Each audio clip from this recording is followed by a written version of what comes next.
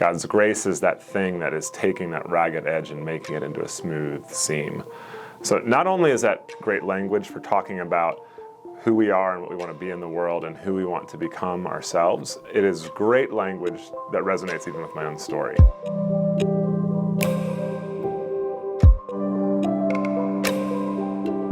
When I was a child growing up in suburban Baltimore, our ministry and lives were unraveling. My dad was working way too hard. My mom was struggling with resentment and anger over the arc of her life. And I was just this kid kind of caught between parents in a hard situation. When my family first encountered the gospel of grace in a life-changing way through going to a sonship weekend in the 80s, I immediately saw some of that grace at the Fray in my parents' lives change things for them and change my own experience of being a kid, of being a pastor's kid. And as I grew in my own faith as a young adult, taking on more and more awareness of my own sin and my own brokenness, I also realized at the same time that I can't chart the path of my life without thinking about how that grace in the Fray of my family and our ministry sort of forged a new path for us. I don't know what my life would have been like if it hadn't have been for the way that grace showed up and revived some professional Christians doing ministry, trying to do it the right way in their own strength. But there's nothing like going to a place like rural Uganda. Being one of our people as a missionary, I came to understand my sin and my need for the gospel in ways I just hadn't.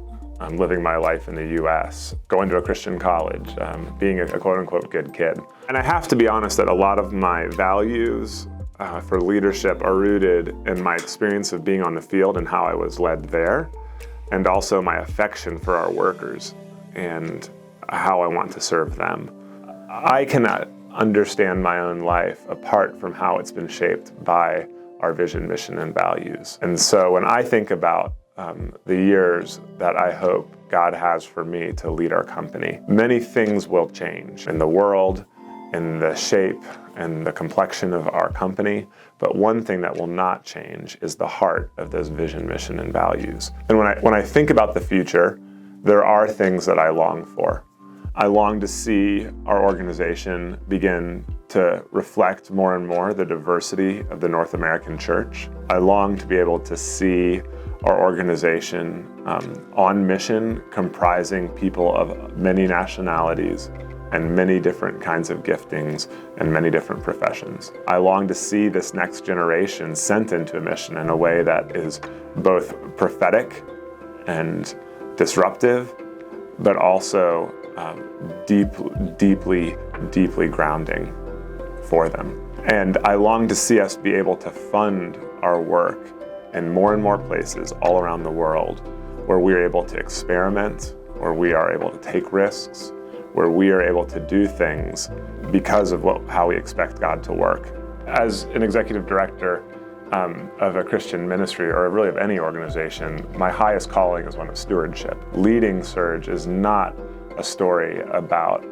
my competency or my giftedness or even my vision. It's about how do I try to steward this thing that God has entrusted to me for the sake and flourishing of others. When I do think about serving as Serge's next executive director, I'm asking, what are the ways in which I can serve the team of leaders around me so that they can serve the organization that they have been called to lead within, so that as a people, as a mission, we can serve the communities that God's called us to. I really believe that we live in a moment in which our values, our vision, our mission are as relevant as ever. The watching world needs wounded healers. The watching world needs people who believe that ministry from weakness is the paradigm of kingdom advancement. And so we need to keep those things in the center of what we do so that we can be used by Christ for his purposes in making all things new.